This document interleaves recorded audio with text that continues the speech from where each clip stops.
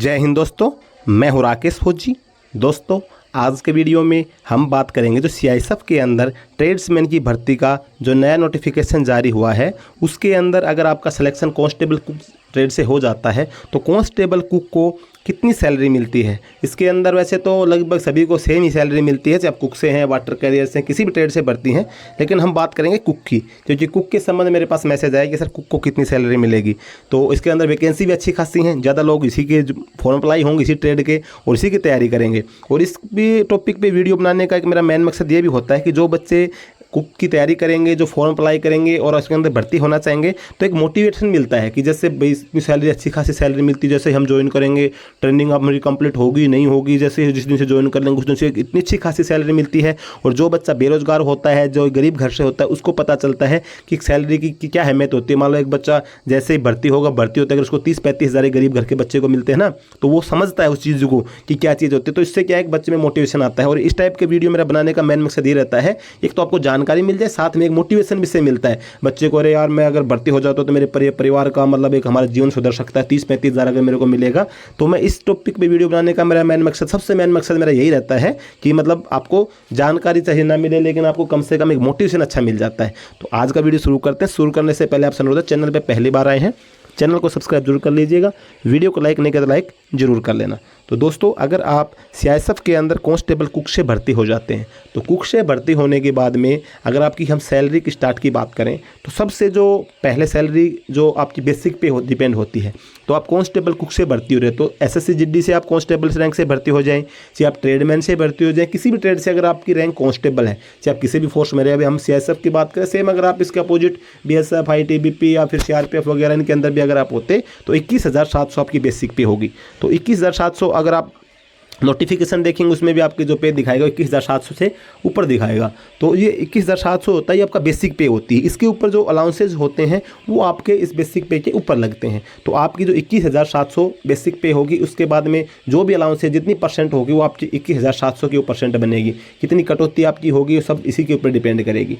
तो 21,700 में आपका बेसिक के बाद आपको मिलता है महंगाई भत्ता, यानी कि डीए जिसको बोला जाता है। अभी सेंट्रल गवर्नमेंट के जितने भी कर्मचारी हैं वो सभी को 38% मतलब अभी डीए मिल रहा है, महंगाई भत्ता। चाहिए आप कांस्टेबल रैंक से है, हेड कांस्टेबल, जिसकी जितनी बेसिक पे होगी उसी का उसको 38% मिलेगा। अब आप बेसिक पे आप 21,700 है तो आपको 38% मिलेगा। तो आपको 21,700 का 38% 8,246 रुपये बन जाता है। यानी आपका डीए और आपका जो बेसिक पे है वो दोनों मिला के लगभग आपकी 30,000 के आसपास बन जाती है। यानी 29,946 बन गया, तो 30,000 के समथिंग आपका बेसिक पे और डीए दोनों मिला के हो गया। इसके बाद में आपको मिलता है एचआरए, यानी कि हाउस रेंट अलाउंस। जो हाउस रेंट अलाउंस होता है ये सिटी पे डिपेंड करता है कि आपका जो घर है वो किस कैटेगरी में आता है। जो हिंदुस्तान के अंदर अपने जितने भी शहर हैं, क्षेत्र हैं, सबको 3 कैटेगरी में बांटा गया है, एक्स कैटेगरी, वाई कैटेगरी और जेड कैटेगरी। अगर आपका घर एक्स कैटेगरी में आता है तो आपको 27% एचआरए मिलेगा बेसिक पे का। अगर आपका घर वाई कैटेगरी में आता है तो 18% मिलेगा। अगर आपका घर जेड कैटेगरी में आता है तो आपको 9% मिलेगा। तो अभी वर्तमान में 9, 18, 27 3 स्लैब बनी हुई हैं। अगर हम मानते हैं कि आपका घर 9% में आता है, यानी कि आपको मतलब एचआरए 9% मिलता है, आपका घर जेड कैटेगरी में आता है तो आपको 1950 यानी कि 1953 रुपये आपको मिल जाता है एचआरए। तो आपका डीए, एचआरए ये सभी करके मतलब लगभग आपकी जो बन जाती है, तो आपकी 32,000 रुपये के आसपास आपकी बेसिक पे डीए और एचआरए हो गया। इसके बाद में मिलता है आपको राशन मनी। अब राशन मनी जो होती है, इसका एक रूल होता है कि राशन जो सेंट्रल आर्मड पुलिस फोर्स के अंदर क्या होता है कि पेड राशन, जैसे आर्मी नेवी एयरफोर्स में तो क्या होता है फ्री का राशन मिलता है, लेकिन अगर आप सेंट्रल आर्मड पुलिस फोर्स से भर्ती हो रहे हैं तो फ्री राशन नहीं मिलता है। इसके अंदर क्या होता है कि आपको जो राशन मनी होती है, जो आप मैस में खाना खाते हैं, उसका जो पैसा होता है वो आपकी सैलरी के साथ ऐड होके आता है। और वो फिर उसके बाद में जितने दिन आप मैस में खाना खाते हैं, अपना पैसा सैलरी से आप निकाल के, एक मैस इंचार्ज डिटेल रहता है जो सबको जवानों को खाने करने का एडम करता है, उसको आप वो पैसे दे देते हैं। अगर आप छुट्टी के दौरान है या अपने परिवार साथ में रखा है तो वो पैसा आप अपने यूज में ले सकते हैं। लेकिन अगर आप कैंप के अंदर मौजूद हैं और मैस के अंदर खाना खा रहे हैं तो वो जो पैसा होगा वो पैसा आपको मैस कमांडर को देना पड़ेगा। लेकिन अगर हम उसको जोड़ते हैं तो मतलब आपका अभी वर्तमान में 127 रुपये और 89 पैसा पर डे की मैस कटिंग होती है। तो आपका 350 रुपये के समथिंग, 3837 रुपये के समथिंग 30 दिन की आपकी राशन मनी बन जाती है। अब आपकी राशन मनी होगी, फिर 200-400 रुपये छोटा मोटा जैसे रम अलाउंस वगैरह मिलता है, सोप अलाउंस वगैरह मिलता है, हेयर कटिंग अलाउंस वगैरह मिलता है। ऐसा करके लगभग आपकी 36,000 रुपये के आसपास आपकी ग्रोस पे बन जाती है। ग्रोस पे हो गई। अब इसमें होती है आपकी कटौती।